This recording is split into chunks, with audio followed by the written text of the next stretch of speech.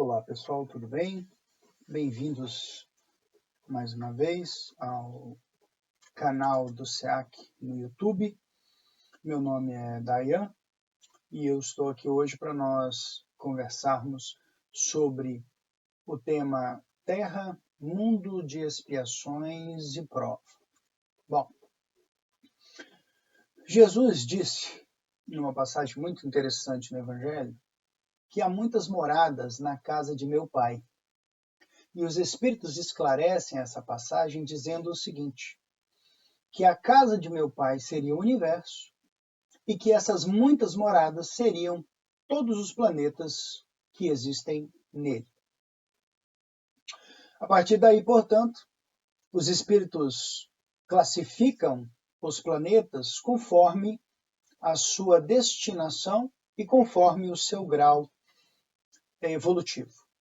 Assim, os mundos são classificados em mundos primitivos, que são aqueles destinados às primeiras encarnações humanas. Neles a vida é toda material e se limita a uma luta pela sobrevivência. Após, nós temos os mundos de expiação e prova, onde os espíritos já se adiantaram intelectualmente um pouco mais, mas ainda são moralmente inferiores. Nesses lugares, infelizmente, ainda prevalece o mal. Há também os mundos de regeneração, onde a alma ela ainda expia algumas faltas, mas já encontra calma e repouso necessários para o seu progresso. São mundos um pouco menos materiais. Temos então os mundos ditosos ou felizes, em que dizem os espíritos, o bem já sobrepuja o mal e a felicidade impera. Nesses mundos o mal ainda existe, mas apenas em resquício. E por fim os mundos celestes, seriam as habitações, aí sim, dos espíritos puros, onde apenas reina o bem. Nessa classificação, portanto, a Terra ela é enquadrada como um mundo de provas e expiações. Atualmente é um mundo de provas e expiações. Diz, entretanto, que ela já está a caminho, ela está numa transição para um mundo de regeneração.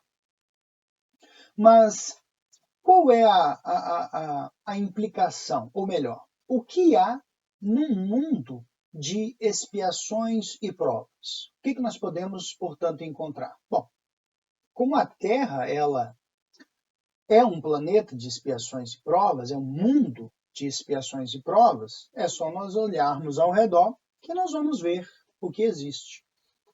Há ainda, por exemplo, muito contraste. Existe o mal. E Santo Agostinho, explicando isso, diz que assim é necessário. Nesse tipo de mundo, esses contrastes são necessários. É necessário ainda que haja o mal para que nós possamos sentir e entender o bem. É necessário ainda que haja doenças para que nós possamos apreciar o estado de saúde. Então, esse contraste ele se faz necessário. Mas nós podemos, obviamente, apenas observando o mundo que nos cerca, percebermos claramente a sua presença na Terra. A vida nos planetas de expiação e prova ela é muito material. E por isso ela é indissociável das angústias que dela decorrem.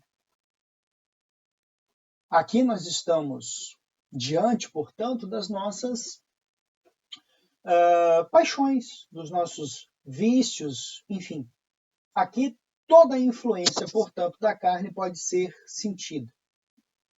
Mas duas coisas indicam claramente que a Terra se encontra nesse estágio, que são o grau de inteligência de seus habitantes. A humanidade já alcançou um grau bastante interessante de inteligência, Nós temos uma tecnologia incomparável hoje no planeta com o que já existiu em qualquer momento, em qualquer outra civilização, e isso é fruto, portanto, da inteligência da humanidade, pelo menos de seus membros. O outro aspecto é o grande número de vícios a que nós todos estamos propensos. Os orgulhos, a vaidade, o egoísmo, enfim. São inúmeros vícios, portanto, são as paixões a que nós estamos propensos. Então, esses dois elementos juntos, um grau de inteligência, por assim dizer, elevado, em convivendo ali simultaneamente com um grande número de vícios a que nós estamos sujeitos, é que nos deixa, ou que nos permite classificar, portanto, a Terra como um planeta de provas e expiações. Ela não é um mundo primitivo, porque, como nós vimos lá atrás, os mundos primitivos, basicamente, existe uma luta pela sobrevivência, pela manutenção da vida. Não há que se falar, portanto, em tecnologia, não há que se falar, portanto, em uma inteligência mais apurada. Mas essa evolução, e é importante abrir um parêntese aqui, hoje a Terra é um planeta de provas e expiações. Mas lá no seu início, ela já foi um planeta primitivo. Logo após a formação do planeta, as condições de vida durante os primeiros bilhões de anos da sua caminhada, o planeta era muito hostil. A vida ali era ainda mais grosseira e muito mais difícil do que é hoje. Era um planeta primitivo no seu sentido mais literal. E a vida que nele existia era também muito primitiva. Houve, portanto, uma evolução conjunta, e os espíritos nos dizem exatamente isso. Os mundos evoluem simultaneamente com a vida que eles comportam. Então, o planeta, na sua estrutura, tem uma evolução. Essa evolução, obviamente, é bom lembrar, é uma evolução material. A vida, especialmente os seres humanos, tem uma evolução diferente. Aí nós temos uma evolução moral, um outro aspecto. Entretanto, a evolução do planeta acompanha a evolução da vida e vai permitindo, portanto, que essa vida que se desenvolve, essa vida que se transforma, essa vida que evolui, ela tenha também um lugar propício para o seu desenvolvimento. Portanto, o planeta também vai sofrendo transformações de modo a permitir, comportar e possibilitar que essa vida que nele floresce e se transforma, que ela tenha condições de continuar fazendo isso. A Terra, portanto, deixa de ser um planeta primitivo para ser um planeta de provas e expiações. Deixamos de ser espíritos primitivos para ser espíritos agora também sujeitos a provas e expiações. Muito bem. Mas, Dayan, o que isso quer dizer, afinal? Habitar um planeta de provas e expiações quer dizer o quê? Bom, quer dizer que, em virtude da natureza do planeta, nós não devemos nos surpreender por encontrar na Terra tanta maldade. As terríveis paixões que nós temos, sentimos ou que vemos os outros também externando, nem a miséria e muito menos as doenças de toda a natureza. Nós não devemos nos surpreender com isso, porque o estágio do planeta ele está adequado com esse estágio da vida. Essas dificuldades que nos são postas, elas servem para nós como grandes lições de superação, inclusive. Essas dificuldades, elas auxiliam no desenvolvimento de inúmeras faculdades do nosso raciocínio, da nossa razão e, portanto, da nossa inteligência, para suplantar todas as dificuldades que a vida nos oferece. E também, tendo em vista o convívio social, isso vai desenvolver as outras faculdades em nós. Nós vamos nos tornando cada vez mais menos avarentos, menos egoístas. Vendo também o sofrimento dos outros, isso nos condói, isso faz com que a gente se movimente e busque exercitar o bem. Então, esse grande contraste de que fala Santo Agostinho, ele vai nos auxiliar, portanto, a nos melhorarmos. E, normalmente, e como já dizia o mestre, auxiliando o outro. Deixando de sermos egoístas, deixando de nos preocuparmos apenas com nós mesmos, mas olhando também o outro. Um grande exemplo, agora, super recente, nós estamos passando, por exemplo, uma grande pandemia. No início, quais eram as orientações? Que as pessoas ficassem em casa, evitassem, né, o convívio, sair apenas aquelas pessoas que necessitam realmente, que é indispensável a sua permanência nas ruas. Ok, de modo a diminuir, né, o contágio e permitir que os nossos hospitais pudessem comportar os doentes. Isso funcionou muito bem no começo. Mas depois inúmeras outras questões foram surgindo, né? As dificuldades de conseguir emprego, de conseguir trabalho, foram afrouxando isso. É comum e é normal. Só que no meio disso tudo, nós percebemos também que as pessoas estavam fazendo festas, saindo para caminhar, para beber e se divertir, em total desrespeito aos demais. Isso é fruto, ainda que muito sutilmente, do nosso egoísmo. Eu quero apenas exemplificar isso. Por quê? Porque quando nós tomamos essa atitude, não aguento mais a quarentena. Quem que aguenta? Vou sair, vou dar uma volta. Eu não estou sentindo nada. Eu estou bem de saúde. Mas eu posso me contaminar e trazer a doença para dentro de casa. Eu posso me contaminar e nem sofrer efeitos muito graves da doença, nem saber que eu estou com a doença. E, entretanto, transmitir para outras pessoas. Então, mesmo nesses momentos, né, nós podemos exercitar, portanto, isso. Não deixarmos o egoísmo tomar conta e sairmos fazendo tudo que nós fazíamos antes disso tudo acontecer, porque nós podemos prejudicar muito as pessoas. Então, esses momentos de crise, mas também as dificuldades do dia a dia, que vão nos auxiliar a entender isso melhor e aí exercitarmos outras faculdades. Aqui não é uma crítica, obviamente, a ninguém. É apenas uma constatação do que está acontecendo. Né? E, obviamente, chamar a atenção para isso, para que nós possamos também pensar melhor como nós devemos agir nessas circunstâncias de agora. Né? Muito bem. Ocorre o seguinte, temos todos esses problemas, né, nos mundos de provas e expiações. Temos inúmeras necessidades materiais para suprir. Ok.